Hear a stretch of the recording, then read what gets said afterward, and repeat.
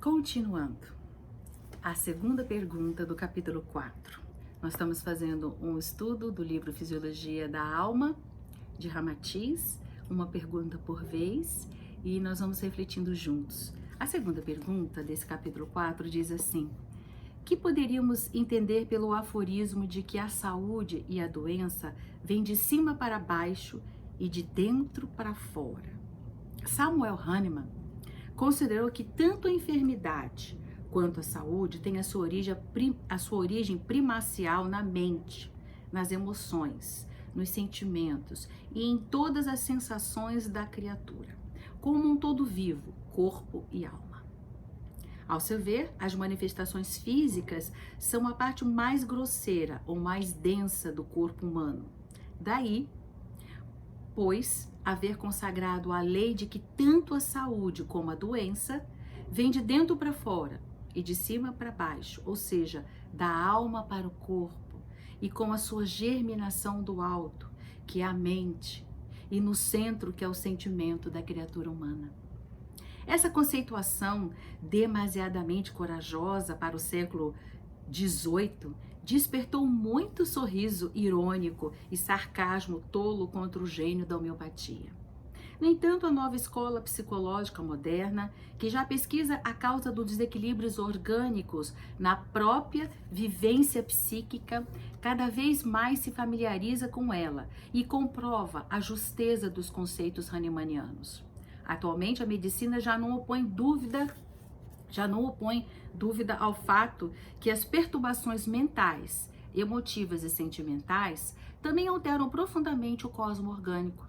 O espírito encarnado pensa pelo mental, sente pelo astral e age pelo físico, e assim carrega até a periferia do seu corpo toda a carga mental e emotiva que se origina na sua profundidade espiritual, produzindo as várias modificações de fundo nesse trajeto do mundo oculto para o objetivo. É um trajeto, né? Interessante isso. Através da mente circulam de cima para baixo os pensamentos do ódio, da inveja, sarcasmo, ciúme, vaidade, orgulho, crueldade, incorporando-se em sua passagem com as emoções. Como que ela se expressa, esses sentimentos? Ele diz: choro, medo, alegria ou tristeza, que tanto pode modificar a ética dos sentimentos, como pode agir sobre o temperamento, perturbando a solidariedade celular do organismo físico. O cérebro é o principal campo de operações do espírito. É o produtor de ondas, de forças que descem pelo corpo e graduam-se conforme o seu campo energético. A onda de raiva, de cólera ou irascibilidade é força que faz crispar até as extremidades dos dedos, enquanto que a onda emitida pela doçura, bondade ou perdão afrouxa os dedos num gesto de paz. Muito bonito, né? Esses sentimentos. Ele mostra, a gente pode ter essa noção que tudo é de cima para baixo, que até quando você tem um sentimento de doçura, de bondade, de perdão, os seus dedos se relaxam, né? Se afrouxam no gesto de paz. Mas quando você tem raiva, cólera, aí os seus dedos, né? Você fica com o punho fechado, né? Olha que interessante isso. Nós não pensamos mais. Isso já demonstra que nossa mente, ela se expressa através das nossas emoções, determinando a nossa harmonia e desarmonia, do nosso equilíbrio, digamos assim, da nossa função orgânica. Sabe-se que o medo, continua aqui, ataca a região umbilical, na altura do nervo vago simpático, que pode alterar o funcionamento do intestino delgado. Tanto que quando a pessoa tem medo, ela pode ter o quê? Diarreia. Não é verdade? A alegria afrouxa o fígado e o desopila da bilis, enquanto o sentimento de piedade reflui instantaneamente para a região do coração. A oração coletiva e sincera da família ante a mesa das refeições é bastante para acalmar muitos espasmos duodenais e contrações opressivas da vesícula hepática, assim como predispõe a criatura para a harmonia química dos sucos gástricos. Então, orar antes das refeições faz bem, fisicamente falando, né? Ele diz que faz com que o fígado ele pare de dar aqueles espasmos, né? E faz ainda, ele disse que prepara o tubo digestivo, né, para receber a química dos sucos gástricos. O corpo físico é o prolongamento vivo do psiquismo.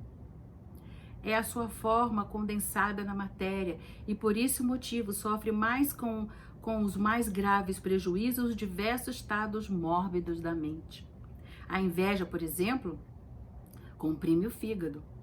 E o extravasamento da bilis chega a causar surtos de icterícia, confirmando o velho refrão de que a criatura, quando fica amarela, é de inveja, não é? Olha como ele fala, né? Até a pessoa fala, a criatura tá amarela de inveja. Quer dizer, a icterícia é esse amarelão, devido ao espasmo do fígado. Muito interessante essas coisas, né? O medo produz suores frios e a adrenalina defensiva pode fazer eriçar os cabelos, enquanto que a timidez faz afluir o sangue às faces, causando rubor. Quando a pessoa tá tímida, né? Fica vermelha de vergonha. Diante do inimigo perigoso, o homem é tomado de terrível palidez mortal. Não é assim?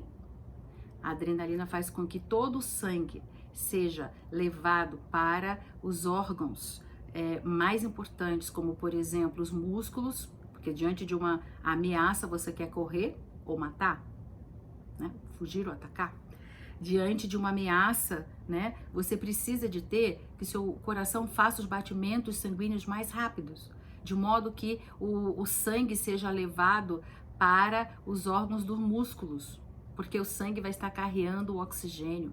E aí, diante do medo, você aumenta a frequência respiratória exatamente para oxigenar mais. Você percebe? Diante de uma situação, bioquimicamente falando, o seu organismo se prepara, se expressa, né? E aí, para que sangue na face?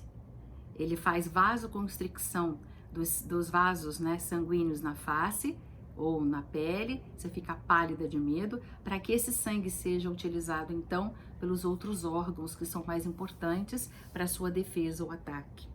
Então ele diz que o medo produz suores frios e a adrenalina defensiva pode fazer eriçar os cabelos, enquanto que a timidez faz afluir o sangue às faces, causando rubor, e diante aqui do inimigo perigoso, um homem tomado de terrível palidez mortal. A cólera congestiona de sangue o rosto, né? Quando a pessoa está com raiva, está vermelha de raiva, mas paralisa o afluxo de bilis e enfraquece o colérico. Pois é, a repugnância esvazia o conteúdo da vesícula hepática, que penetrando na circulação produz as náuseas e as tonturas, quando você tem repugnância de uma pessoa, de uma situação. A medicina reconhece que há o eczema produto da cólera ou da injúria, pois ocorre intoxicação hepática e as toxinas e resíduos mentais penetram na circulação sanguínea. A urticária é muito comum naqueles que vivem de baixa tensão nervosa e das preocupações mentais. Então, preste atenção. A urticária a pessoa vive numa baixa tensão, com muita preocupação. Também não são raras as mortes súbitas, quer devido às emoções de alegria, quer devido às catástrofes morais inesperadas. Assim, todas as partes do ser humano são afetadas pela influência da mente, a qual atua fortemente através dos vários sistemas orgânicos, como o nervoso, o linfático, o endócrino e o circulatório. As recentes pesquisas médicas sob a orientação da medicina psicossomática estão confirmando que o psiquismo altera profundamente a composição e o funcionamento dos órgãos do corpo físico. Em consequência, devido à sua penetração infinitesimal, É a homeopatia, a terapêutica mais acertada e capaz de operar e influir na raiz das emoções e dos pensamentos perturbadores, modificando os efeitos enfermos que depois se manifestam na organização carnal. Principalmente os estados enfermos, provindos das alterações do sistema glandular, é que são mais particularmente sensíveis ao tratamento homeopático, pois eles têm sua principal base de perturbação nas condições mentais do espírito. As doses infinitesimais e potencializadas pelo processo homeopático desafogam do psiquismo o potencial perigoso. Olha que interessante, ela atua na parte mais profunda, porque ela é